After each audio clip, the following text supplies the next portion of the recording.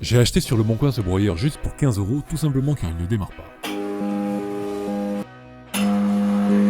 Ou s'il démarre, il ne tourne pas direct.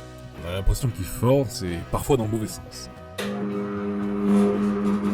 Ce problème est assez commun, et c'est typiquement dû au condensateur de démarrage. Comme son nom l'indique, il permet d'envoyer une impulsion au moteur afin de le lancer et dans le bon sens. C'est une panne très facile à réparer car il suffit juste de le remplacer par un neuf. Afin de s'en assurer, on va démonter le broyeur pour accéder au condensateur. Sur ce modèle, c'est assez simple, il suffit juste d'enlever toutes les vis retenant la plaque en métal. Par contre, avant de démonter, pensez à bien débrancher le broyeur. Une fois fait, on peut utiliser une spatule en métal afin de la glisser sous la plaque métallique afin de la soulever. Tout est relié par des câbles, mais peu importe. Je peux juste poser le moteur en attendant d'extraire le condensateur. C'est le cylindre blanc dans le fond là. Comme expliqué précédemment, son but c'est de stocker de l'énergie électrique pour la redistribuer très rapidement. Donc attention à l'énergie potentielle restante. Par mesure de sécurité, avant d'y toucher, il vaut mieux court-circuiter les bords du condensateur avec n'importe quel outil métallique.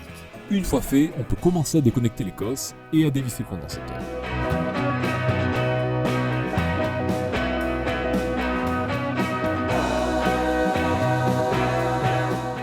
Et c'est là qu'on se rend compte visuellement qu'il était bien effectivement mort. Ce genre de déformation, c'est une panne classique des condensateurs.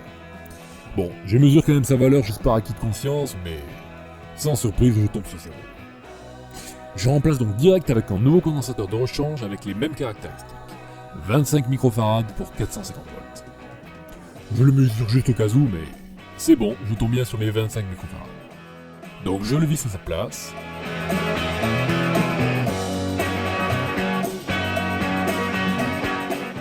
Je reconnecte les cosses. Je remonte tout. Et avant de tout revisser, je prends quand même la peine de tout vérifier si tout fonctionne bien.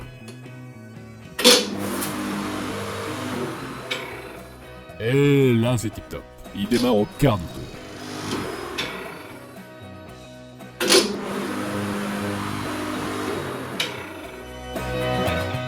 Maintenant c'est bon, je peux donc tout revisser.